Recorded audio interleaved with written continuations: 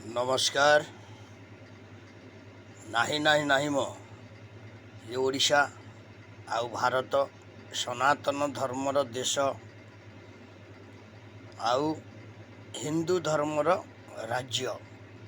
ତେଣୁ ଯେଉଁମାନେ ଯାହା କିଛି ପାପ କର୍ମ କରୁଛନ୍ତି ସେମାନେ ଟିକେ ଭାବି ରଖିବା ଦରକାର ଯେ କି ଆପଣମାନେ ସବୁବେଳେ ଚିନ୍ତା କରିବା ଦରକାର ଯେ ସଂସାରକୁ ଆସିଛନ୍ତି ଆପଣମାନେ କାହିଁକି, କ'ଣ କର୍ମ କରିବେ, କି କର୍ତ୍ତବ୍ୟ କରିଷ୍ୟାମି। ଏଇ ନେତା ମନ୍ତ୍ରୀଙ୍କ କଥା ମୁଁ ସମସ୍ତଙ୍କୁ କହୁଛି, ସବୁ ଦଳମାନଙ୍କୁ କହୁଛି। ବାବୁ, ଦେଶ ଯେତେ ଆଗେଇଲେ ମଧ୍ୟ ସଂସାରରେ ଭଗବାନ ବୋଲି କୌଣସି ବ୍ୟକ୍ତି ଜଣିଏ ରହିଛନ୍ତି, ଯାହାକୁ ଅଦୃଶ୍ୟ ଶକ୍ତି ଆମେ ତାକୁ କେହି ଦେଖିପାରୁନାହାନ୍ତି। ଯିଏ ଯେତେ ଯାହା କର୍ମ କରିଲେ ମଧ୍ୟ ସେ ଏହିଠାରେ ହିଁ ଭୋଗିକି ଯିବ। ସେ ପ୍ରଧାନମନ୍ତ୍ରୀ ହୁଅନ୍ତୁ, ରାଷ୍ଟ୍ରପତି ହୁଅନ୍ତୁ ବା ମୁଖ୍ୟମନ୍ତ୍ରୀ ହୁଅନ୍ତୁ, ମନ୍ତ୍ରୀ ନେତାମାନେ ହୁଅନ୍ତୁ କି ସାଧାରଣ ଜନତା ହୁଅନ୍ତୁ, ଯିଏ ବି ହୁଅନ୍ତୁ, ଯାହା କର୍ମ କରିବେ ସେଇ କର୍ମକୁ ଏଇଠି ଆପଣଙ୍କୁ ଭୋଗିକି ଯିବାକୁ ପଡ଼ିବ। ଆପଣମାନେ ଟିକେ ଦେଖନ୍ତୁ, ମୋର ନିଜର ୟୁଟ୍ୟୁବଟିଏ ଅଛି। ମୁଁ ୟୁଟ୍ୟୁବରେ ମଝିରେ ମଝିରେ ଆପଣଙ୍କୁ ସବୁ କିଛି ସଂଯୋଗ କରିକି, ଯୋଗାଯୋଗ କରିକି ଆପଣମାନଙ୍କ ପାଖକୁ ପଠାଏ ଭିଜୁଆଲ୍। ଏଇଟା ଗୋଟେ ମୁଁ ଭାବୁଛି 25-30 ମିନିଟ୍ର ଭିଜୁଆଲ୍ ଦେଉଛି, କିନ୍ତୁ ଆପଣମାନେ ଟିକେ ଶୁଣିବେ, ଦୟା କରିକି ଲାଇକ୍ କରିବେ, ସେୟାର କରିବେ, ସବସ୍କ୍ରାଇବ୍ କରିବେ। ଆପଣ ଯେଉଁ କହୁଛନ୍ତି ଇଂରେଜମାନଙ୍କ ଶାସନ ଅଧୀନରେ ଆପଣ ଥିଲେ, ଭଲ ଥିଲେ। କାରଣ କାହିଁକି, ଯେହେତୁ ଇଂରେଜମାନଙ୍କ ସମୟରେ ଆପଣମାନେ ରାସ୍ତାକୁ ବାହାରି ପାରୁନଥିଲେ, ଏତେ ଭୟ ଲାଗୁଥିଲା। କ'ଣ ନା, ଲାଲ ପଗଡ଼ି ବାବୁ ଆସିଗଲେ, ପୋଲିସ ବାବୁ, ତାଙ୍କୁ ଦେଖିକି ଡରୁଥିଲେ। ଆଜିକାଲି ପୋଲିସ ବାବୁଙ୍କୁ ଆପଣମାନେ ଦେଖିକି ଡରୁଛନ୍ତି କ'ଣ? ସମ୍ବିଧାନ ଭୁଲ ହେଇଗଲା? ପୋଲିସ ବାଲାଙ୍କ ସହିତ ମିଶିକି ସବୁ ଅପ୍ରୀତିକର କାର୍ଯ୍ୟ କରୁଛନ୍ତି। ପୋଲିସ ବାଲାଙ୍କୁ ବାଡ଼େଇବାକୁ, ପିଟିବାକୁ ପଛଉନାହାନ୍ତି। କ'ଣ ପାଇଁ ପୋଲିସର ହାତ ବନ୍ଦ ହେଇଯାଇଛି? ଆଉ ସମ୍ବିଧାନଟାକୁ କିଏ ଗୋଟିଏ ଲେଖିଥିଲେ? ଡକ୍ଟର ଆମ୍ବେଦକର ବୋଲି ମୁଁ ଯାହା ମିଡ଼ିଆ ମାଧ୍ୟମରୁ ଶୁଣିବାକୁ ପାଉଛି, ଦେଖିବାକୁ ପାଉଛି, ପଢ଼ିବାକୁ ମଧ୍ୟ ପାଉଛି। କିନ୍ତୁ ଆମେ ତାକୁ କ'ଣ ବଦଳି ଦେବା କି? ଲେଖା ହେଇଥିଲା କ'ଣ ପାଇଁ? ଗୋଟେ ନିୟମ କାନୁନ ସବୁଥିରେ ଥାଏ। ଆଜ୍ଞା ଦେଖନ୍ତୁ, ଭୋଟ ରାଜନୀତି କଥା ନ କହିବା ଭଲ। ଯେଉଁ ଦଳ ହୁଅନ୍ତୁ, କାହାକୁ କୁହାଉନି, ସମସ୍ତେ ଦିହକୁ ନିଅ ଆଉ ଦିହରୁ ଛାଡ଼। କାରଣ ଦେଖନ୍ତୁ, ଆଗରୁ ମୋ ଦେଖିବାରେ 40 ବର୍ଷ ତଳକୁ ମୁଁ ଖସି ଯାଉଛି, 45 ବର୍ଷ ତଳକୁ ଖସି ଯାଉଛି, ସେତେବେଳେ ଗୋଟେ ଚିହ୍ନ ଉପରେ ହେଉଥିଲା ବାଲାଟ ପେପର। କ'ଣ ଏମିତି ତୁମ ଦେଶ ଆଗେଇ ଗଲା ମ? ସେ ବାଲାଟ ପେପରକୁ ଛାଡ଼ି ଦେଇକି ଏବେ ଇଲେକ୍ଟ୍ରୋନିକ୍ସ କି ପଳେଇ ଆସିଲ। କ'ଣ ନା, EVM ମେସିନରେ ସମସ୍ତେ ଭୋଟ ଦେବେ। କାହିଁକି ଏସବୁ ସମ୍ବିଧାନକୁ ସବୁ କରୁଛନ୍ତି ଆପଣମାନେ? ବେଶୀ ଭୋଟ ଚୋରି ହେଉଛି ଆଉ ବେଶୀ ଭୋଟ ବଦମାସି ହେଉଛନ୍ତି। ମାନେ ଏଇ ନେତାମାନେ, ମନ୍ତ୍ରୀମାନେ, ରାଜନେତାମାନେ, ସେମାନେ ଦେଖୁଛନ୍ତି ଯେ ଆମେ ଆମ ମନ ମାନି କାମ କରିବୁ, ମନକୁ ଯେଉଁଟା ଆସିବ ଆମେ ସେଇଟା କରିବୁ। ପବ୍ଲିକଙ୍କର କିଛି କହିବାକୁ ଅଧିକାର ନାହିଁ। ସେ ନିର୍ବାଚନ କମିଶନରଙ୍କୁ ହୁଅନ୍ତୁ ବା ସେ ଆପଣଙ୍କର ପ୍ରଧାନମନ୍ତ୍ରୀଙ୍କୁ ହୁଅନ୍ତୁ ବା ରାଷ୍ଟ୍ରପତି ମହୋଦୟାଙ୍କୁ ହୁଅନ୍ତୁ, କାହାକୁ କିଛି କହିବାର ଅଧିକାର ପବ୍ଲିକ ମାନଙ୍କର ଆଜିକାଲି ନାହିଁ। କାରଣ ପବ୍ଲିକ ମାନେ ସବୁବେଳେ କହୁଛନ୍ତି କ'ଣ ନା, ଏଇ ସମ୍ବିଧାନଟାକୁ ଟିକେ ଆପଣମାନେ ହାତକୁ ନିଅନ୍ତୁ ନାହିଁ, ଏଇଟା କରନ୍ତୁ ନାହିଁ, ତାକୁ କେହି ଶୁଣିବାକୁ ନାହିଁ। ଓମ୍ ସ୍ୱାହା। କିନ୍ତୁ ଏଇ ଯେଉଁ ମାନେ ଭୋଟର ଯେଉଁ ଫଳାଫଳ ସବୁ ହେଉଛି, ଏଗୁଡ଼ା ସବୁ ନଗଣ୍ୟ। ତା ବିଷୟରେ ନ କହିବା ଭଲ। କାରଣ କାହିଁକି ଦେଖନ୍ତୁ, ଯେମିତି ପୂର୍ବରୁ ଆମର ଥିଲା ଆମେ ବାପା ମା ଡାକୁଥିଲେ, ଏବେ କ'ଣ ନା ମମି ଡାଡ଼ି। ପରିବର୍ତ୍ତନ ହେଇଛି ଦେଶ ବହୁତ। ଆଉ ମମି ଡାଡ଼ିର ପିଲାମାନେ ସବୁ କ'ଣ କରୁଛନ୍ତି ଆଜିକାଲି ଆପଣମାନେ ଦେଖୁଛନ୍ତି। ସେତେବେଳେ ବାପା ମାଆଙ୍କର ପିଲାମାନେ କ'ଣ କରୁଥିଲେ ଆପଣମାନେ ଦେଖୁଥିଲେ। ଆମେ 40 ବର୍ଷ 50 ବର୍ଷ ତଳକୁ ଖସିଯିବା, କ'ଣ ଅସୁବିଧା ଅଛି। ସେତେବେଳେ କ'ଣ ଆପଣମାନେ ଖାଉନଥିଲେ, ସେତେବେଳେ କ'ଣ ଆପଣ ପିନ୍ଧୁନଥିଲେ, ସେତେବେଳେ କ'ଣ ଆପଣ ଯାଉନଥିଲେ। ଉଦ୍ଭାବନ ହେଲା କ'ଣ ହେଲା, ସେଠୁ ଗୋଟେ ପ୍ଲେନ୍ ଉଦ୍ଭାବନ କଲେ ଏକାବେଳକେ 387 ଲୋକ ଗୋଟେ ଜାଗାରେ ପଳେଇଲେ। ଗୋଟେ ଜାଗାରେ ଯେଉଁଠି ଏକାବେଳେ ମୃତାହତ ହେଉଛନ୍ତି 500,000 ଲୋକ ହେଉଛନ୍ତି। କାରଣ ସେଟା ପ୍ଲେନ୍ ସ୍କ୍ରାଚ୍, ବୁଝିଲେ ନା। ତେଣୁ ଯେତେ ଦେଶ ଆଗକୁ ଆଗଉଛି ଆପଣମାନେ ନିଜ ଶୈଳୀକୁ କେତେବେଳେ ବଦଳାନ୍ତୁ ନାହିଁ। କାହିଁକି ଦେଖନ୍ତୁ, ବାପା ମାଆଙ୍କୁ ଯେମିତି ସ୍ନେହ ଶ୍ରଦ୍ଧା କରୁଥିଲେ ସେମିତିଆ କରନ୍ତୁ। ଗୁରୁ ଗୁରୁଜନମାନଙ୍କୁ ଯେମିତି ସ୍ନେହ ଶ୍ରଦ୍ଧା କରୁଥିଲେ ସେମିତି କରନ୍ତୁ। ଏବଂ ସାନ ପିଲାମାନଙ୍କୁ ଯେମିତି ଆଦରଣୀୟ କରୁଥିଲେ ସେମିତିଆ କରନ୍ତୁ। କରିଲେ ତା'ର ଫଳ ଆପଣମାନେ ନିଶ୍ଚୟ ପାଇବେ ଏବଂ ଆପଣଙ୍କର ପରିବାରରେ ସେଇଟା ବୃଦ୍ଧି ପାଇବ। କିନ୍ତୁ ଏବେ ଦେଖନ୍ତୁ, ଗୋଟେ ଗୋଟେ ପରିବାରରେ ପୁଅ ଯେବେ ହେଲାଣି ବିଜେଡ଼ି, ବାପ ହେଲାଣି ବିଜେପି, ମା ହେଲାଣି କଂଗ୍ରେସ, ଆଉ ଗୋଟେ ଝିଅ ଯେବେ ଥିବ ସେ ସ୍ୱାଧୀନ। ସ୍ଥାନ ଖାଲି ରହୁନାହିଁ। କାରଣ ଘରକୁ ବି ଆପଣମାନେ ସବୁ ବିଭାଜନ କରିଦେଲେଣି। ଘର ଭିତରେ ଅଶାନ୍ତି ସବୁ ଭରିଦେଲେଣି। ମାଗଣା ଖାଇବା, କାହିଁକି ମାଗଣା ଖାଇବା? ଆଗରୁ ମାଗଣା କେତେ କିଏ ଖାଉଥିଲେ? ରାଜାମାନେ ସବୁ ମାଗଣା ଦେଉଥିଲେ ବୋଲି, ରାଜା ରାଜୁତି ସମୟରେ ମାଗଣାରେ ଆପଣଙ୍କୁ ଦେଉଥିଲେ ବୋଲି କ'ଣ ନା ଆମକୁ ରାଜା ଦେଲେ। ତାପରେ ସେ ଆପଣଙ୍କର ଜମି ବାଡ଼ି ଘର, ଆପଣଙ୍କ ମାନେ ଝିଅ ବୋହୂଙ୍କୁ କୁବ୍ୟବହାର ସବୁ କରୁଥିଲେ। ଆପଣ କ'ଣ ସେ ମାଗଣା ଖିଆକୁ ଜାଣିନାହାନ୍ତି? ତେଣୁ ଏବେ ଯେଉଁ ମାଗଣା ଖାଇବେ, କାହିଁକି ଖାଇବେ? ଗୋଟିଏ ଦଳଠୁ ଆପଣମାନେ ମାଗଣା ଖାଇବେ, ଆଉ ତାକୁ ଭୋଟ ଦେବେ। ସେ ଜିତିଗଲା ପରେ ଆପଣଙ୍କର କାମ କରିବନି, ଆପଣ ତା ପାଖକୁ ଯିବେ। ଆଉ ମାଗଣା ଖାଇଛନ୍ତି ନା, ତାପରେ ଗୁଳି ଖାଇବେ। ନହେଲେ ଲୋକ ରାସ୍ତାରେ ସିଏ ନେତା ଆପଣଙ୍କୁ ଲୋକ ଲଗେଇକି ହଣେଇ ଦେବ। ଛେଳି ହାଣିଲା ପୁଣି ହଣେଇ ଦେବ। ଆପଣ ମାଗଣା ଖାଇବେ କାହିଁକି? ମାଗଣା ପରିଶ୍ରମ କରୁଥିଲେ। ଆଗରୁ ଆପଣମାନେ ସବୁ ପରିଶ୍ରମ କରୁଥିଲେ, ସକାଳୁ ଉଠୁଥିଲେ, ପରିଶ୍ରମ କରୁଥିଲେ, ଆପଣଙ୍କର ସ୍ୱାସ୍ଥ୍ୟ ଅବସ୍ଥା ଠିକ୍ ରହୁଥିଲା। ଏତେ ଥିଲା। ଏବେ ଯେଉଁ ଯେତିକି ବଢ଼ିଲା ସବୁ ଆପଣଙ୍କର ମାନେ ସାଇନ୍ସ ଯୁଗ, ସେତିକି ବଢ଼ିଲା ରୋଗ, ସେତିକି ବଢ଼ିଲା ଯୋଗ, ସେତିକି ବଢ଼ିଲା ଭୋଗ, ସବୁ ଭୋଗ। ତେଣୁ ସାଇନ୍ସ କି ମୁଁ କହୁଛି ଆପଣ ଛାଡ଼ିବା ପାଇଁ ମନା କରୁନି, କିନ୍ତୁ କିଛି ଜିନିଷ ଅଛି ସାଇନ୍ସ ବିରୁଦ୍ଧରେ ସେଟାକୁ କାର୍ଯ୍ୟକାରିତା କର।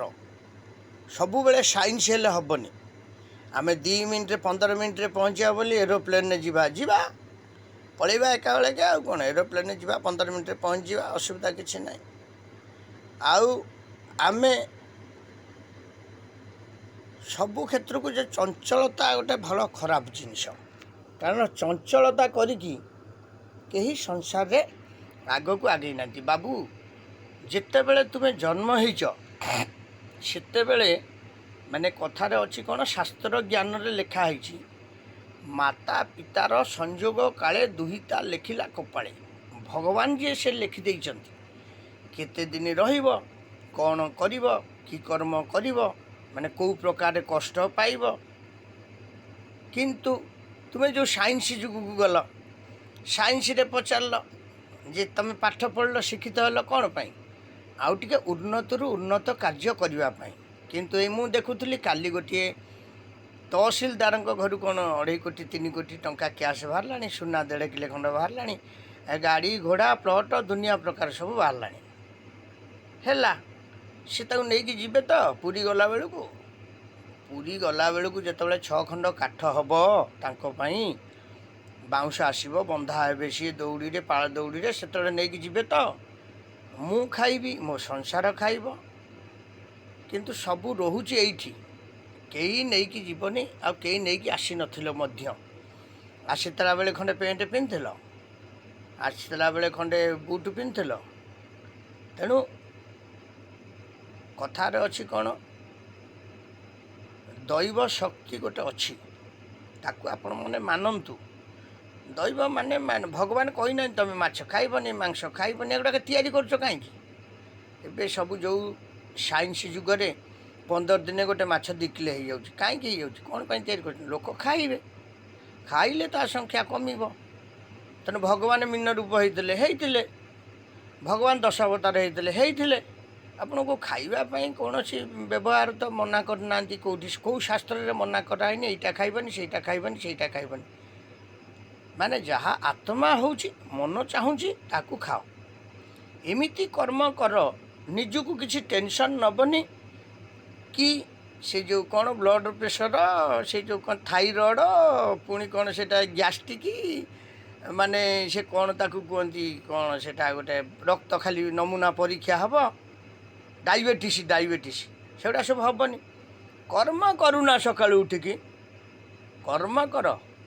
ମାନେ ଶାସ୍ତ୍ରରେ ମଧ୍ୟ ଲେଖା ଅଛି, କର୍ମ ବିହୁନେ ବେନି ଜନ ଲଭିଲେ ବହୁତ କଷଣ।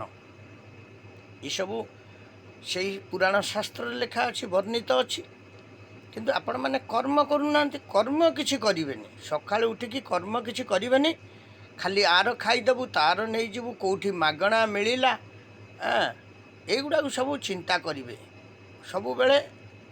ମାନେ ମାନେ ମାନେ ୟାକୁ ଚାଣକ୍ୟ ମଧ୍ୟ ଲେଖିଛନ୍ତି, ଆହାରେ ବ୍ୟବହାରେ ଚ ତତ୍ତ୍ୱ ଲଜ୍ଜା ସୁଖେ ଭବେ। ଆଉ ଯେମନ୍ତ ଯେ ସ୍ଥାନେ ପାଇବ ତାକୁ ଖାଇନ ତୋଷ ହେବ। ଏସବୁ ଲେଖିଛନ୍ତି। ସେ କ'ଣ ଗଞ୍ଜେଇ ଆଉ ଏ ଯେଉଁ ବ୍ରାଉନ୍ ସୁଗାର, ମଦ, ଏଗୁଡ଼ା ଖାଇକି ଲେଖିଥିଲେ? ତାଙ୍କ ବ୍ରେନ୍ ସେତିକି ଥିଲା। ସେମାନେ ସକାଳୁ ଉଠିଲେ କ'ଣ କରିବେ, କ'ଣ ନାହିଁ, ଗୋଟେ ନିତ୍ୟକର୍ମ ଥିଲା। ଆଉ ଆପଣଙ୍କର ନିତ୍ୟକର୍ମ କିଛି ନାହିଁ।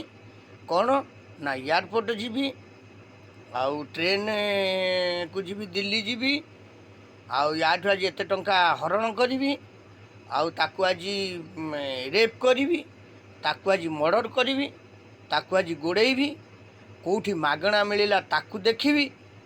ସବୁବେଳେ ତ ଭଲ ଚିନ୍ତା ଆପଣ କରୁଛନ୍ତି। ଆଉ କାହିଁକିନା ଦେଶ ସ୍ୱାଧୀନ ହେଲାଣି ଆମର 80 ବର୍ଷ। ଇଂରେଜମାନଙ୍କ ଶାସନ ବରଂ ଭଲ ଥିଲା ମୋ ଜାଣିବାରେ।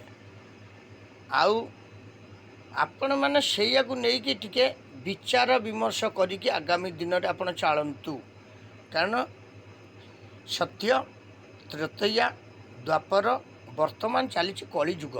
କଳିଯୁଗର ମାନେ ସ୍ଥିତି କେତେ ବାଟ, କେତେ ଆଗକୁ ଅଛି, ଆଉ କି କେତେ ପଛକୁ ଅଛି, କି କେବେ ସରିଯିବ, ତାକୁ ଆମେ କେହି ବିଚାର କରିପାରିବା ନାହିଁ। କାହିଁକିନା ସିଏ କହୁଛି, ଇଏ କହୁଛି, ସିଏ କହୁଛି, ହଜାର ଲୋକ ହଜାର କଥା କହୁଛନ୍ତି।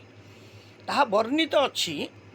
ଗୋଟେ ଜିନିଷରେ ସତ୍ୟ ଘଟୁଛି, ଯେଉଁଟା ମାଳିକା, ହାଡ଼ିଦାସ ମାଳିକାରେ ବର୍ଣ୍ଣିତ ଅଛି, ପୋଥି ପୁରାଣରେ।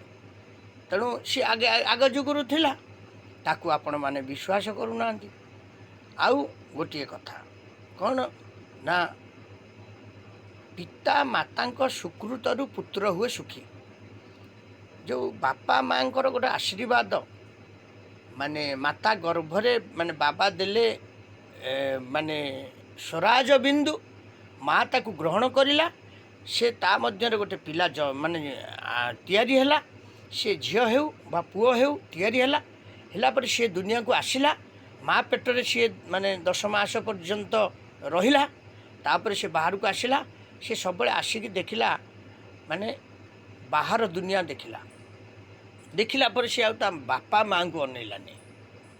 ଏବେ ଦେଖନ୍ତୁ ବୃଦ୍ଧାଶ୍ରମ ମାନେ ଭରପୁର ଅଛି, କିନ୍ତୁ ଠାକୁର ଆଶ୍ରମ ଖାଲି ପଡ଼ିଛି। କାରଣ କାହିଁକି? ବାପା ମାଆଙ୍କର ବାପା ଟିକେ ସେବା କରରେ। ମାନେ ପିତାମାତା ସୁକୃତରୁ ପୁତ୍ର ହୁଏ ସୁଖୀ। ବାପା ମାଆଙ୍କର ସେବା କର, ନିଶ୍ଚୟ ଏ ସଂସାରରେ ଆସିଛ, ସଂସାର ଯିବାକୁ କେହି ଅଟକେଇ ପାରିବନି। ନା ମୁଁ ଅଟକେଇ ଦେବି, ନା ଭଗବାନ ସ୍ୱୟଂ ଅଟକେଇ ଦେବେ। ଭଗବାନ ବା କହିଛନ୍ତି, ମାନେ ଦେବତା ହେଲେ ମଧ୍ୟ ମୁଁ ମରଇ। ସେ ଯେଉଁ କାଷ୍ଠ ରୂପୀ ନାରାୟଣ ଜଗତର ନାଥ ଜଗନ୍ନାଥ, ସେ ମଧ୍ୟ ଦେହ ତ୍ୟାଗ କରୁଛନ୍ତି। ଆଉ ଆପଣ କିଏ କି?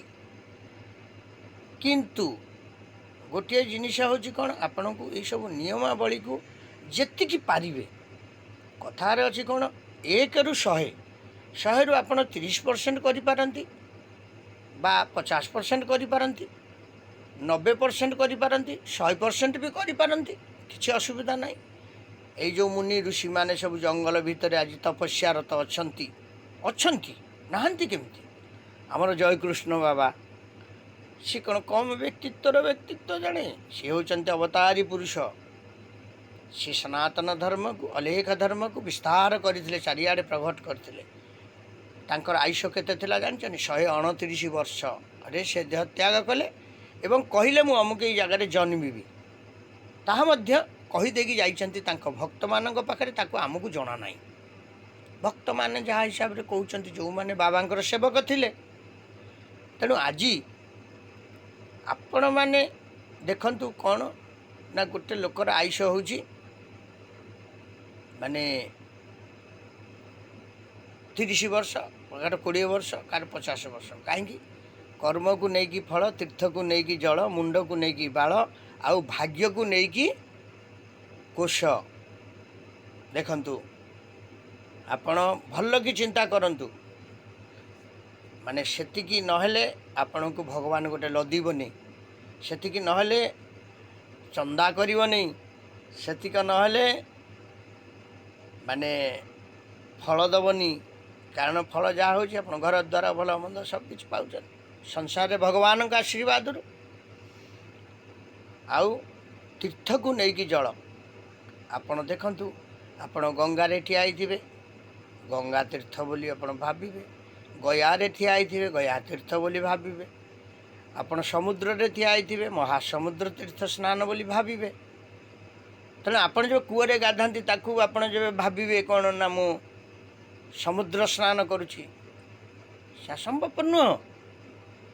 କାରଣ କାହିଁକି? କୂପ ପୁଷ୍କରଣୀ, ସମୁଦ୍ର, ଗଙ୍ଗା, ଗୟା, ଗୋଦାବରୀ, ସରସ୍ୱତୀ, ସିନ୍ଧୁ, କାବେରୀ, ଏସବୁ ଆଗରୁ ଏଗୁଡ଼ାକ ସବୁ ହେଇଯାଇଛି।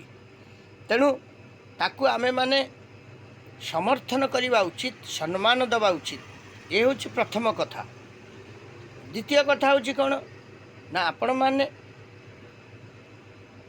ମାନେ କଥାରେ ଅଛି କ'ଣ ନା, ମର୍ତ୍ତ୍ୟ ମଣ୍ଡଳ ଦେହ ବହି ଦେବତା ହଲେଇ ମରଇ। ଦେବତା କହୁଛନ୍ତି ମୁଁ ତ ବାବା ଅମର ନୁହଁ, ମୁଁ ତ ମରିଛି, ତମେ କିଏ କି? ତମେ କେଉଁଠୁ ଆସିଲ କି? ତମକୁ କିଏ? ତମେ ଯେତିକି ଦିନ ଆସିଛ, ଖେଳାଳିଲା ସରିଲା ପରେ, ତମେ ହାଟ ସରିଲା ପରେ, ହାଟ ସଉଦା ସରିଲା ପରେ ଆପଣମାନେ ହାଟରୁ ଫେରିବେ, ଏହା ସତ୍ୟ। କିନ୍ତୁ ଆଜିକାଲିର ମାନେ ଏଇ ଯେଉଁ ବିଜ୍ଞାନ ଯୁଗକୁ ନେଇକି ବହୁତ ମନରେ ମୋର ଉତ୍କଣ୍ଠା ହୁଏ। ମୁଁ ଭାବେ କିଛି ମୁଁ ଦେଶବାସୀଙ୍କୁ, ମୋର ୟୁଟ୍ୟୁବ୍ ହୋଲ୍ଡରଙ୍କୁ, ମୋ ଫେସବୁକ୍ ହୋଲ୍ଡରଙ୍କୁ, ମୋ ହ୍ୱାଟ୍ସଆପ୍ ପ୍ରିୟ ଭକ୍ତମାନଙ୍କୁ, ଭାଇମାନଙ୍କୁ, ଭଉଣୀମାନଙ୍କୁ, ମାଆମାନଙ୍କୁ ମୁଁ ଏସବୁ ବିଷୟରେ ଅବଗତ କରାଇବାକୁ ଚାହେଁ। କାରଣ ଆପଣ ନିଜେ ସୁଧାର ହେଲେ ସଂସାର ସୁଧାର। ଆପଣ ଯେବେ ସୁଧାର ନ ହେବେ, ସଂସାର ହେଉଛି ଅସୁଧାର। ତେଣୁ ଏଇ ଯେଉଁ ହିତବାଣୀଟି ଦେଉଛି, ଆପଣମାନେ ଆକୁ ଲାଇକ୍, ସେୟାର, ସବସ୍କ୍ରାଇବ୍ ଯେବେ ଭଲ ଲାଗେ ନିଶ୍ଚୟ ବହୁ ମାତ୍ରାରେ କରିବେ। କାରଣ ଦେଖନ୍ତୁ, ଦସ୍ୟୁ ରତ୍ନାକର, ସିଏ ମଧ୍ୟ ଦସ୍ୟୁ ଥିଲେ। ଲୋକ ମାରୁଥିଲେ, କାଟୁଥିଲେ, ଲୋକଙ୍କ ଜିନିଷପତ୍ର ସବୁ ଛଡ଼ଉଥିଲେ, ସଂସାରକୁ ଦେଖୁଥିଲେ। କିନ୍ତୁ ଯେତେବେଳେ ଏମିତି ସେ ଜଣିଏ ଭକ୍ତଙ୍କ ହାବୁଡ଼ରେ ପଡ଼ିଲେ, ସିଏ ମଧ୍ୟ ବାଲ୍ମୀକି ରାମାୟଣ ଲେଖି ପକାଇଲେ। ଏତେ ତାଙ୍କର ଆସିଗଲା ସଂସ୍କାରିତା। ତେଣୁ ଘୋଷିଲେ ଘୋଷ, ନ ଘୋଷିଲେ ତୁ ଚାଳରେ ଖୋସ। ତା ମାନେ ହେଉଛି ମାନେ ଋଣକର୍ତ୍ତା ପିତା ଶତ୍ରୁ, ମାତା ଚ ବ୍ୟଭିଚାରିଣୀ, ଭାର୍ଯ୍ୟା ରୂପବତୀ ଶତ୍ରୁ, ପୁତ୍ର ଶତ୍ରୁ କୁପଣ୍ଡିତ, ଶାଳକ ଗୃହ ନାଶାୟ, ବଂଶ ନାଶାୟ ମାତୁଳ, ଗୁଞ୍ଜର ଶସ୍ୟ ନାଶାୟ, ଗ୍ରାମ ନାଶାୟ ଶୁକର। ଏସବୁ ସାଂସ୍କୃତିକ ମାନେ ଅବଦାନ ଅଛି। ୟାକୁ ଆପଣମାନେ ମାନିବା ନିତ୍ୟାନ୍ତ ଆବଶ୍ୟକ, ଜାଣିବା ନିତ୍ୟାନ୍ତ ଆବଶ୍ୟକ ଏବଂ ୟା ଭିତରେ ମାନେ ଭେଦିବା ନିତ୍ୟାନ୍ତ ଆବଶ୍ୟକ। କିନ୍ତୁ ଆପଣମାନେ ତାହା କରୁନାହାନ୍ତି। ହଉ, ମୁଁ ଆପଣମାନଙ୍କୁ ସକାଳୁ ଅବଗତ କରାଉଛି। ଆପଣମାନେ ଦେଖିବେ, ଲାଇକ୍ କରିବେ, ସେୟାର କରିବେ, ସବସ୍କ୍ରାଇବ୍ କରିବେ। ଜୟ ଜଗନ୍ନାଥ, ଜୟ ଜଗନ୍ନାଥ, ଜୟ ଜଗନ୍ନାଥ।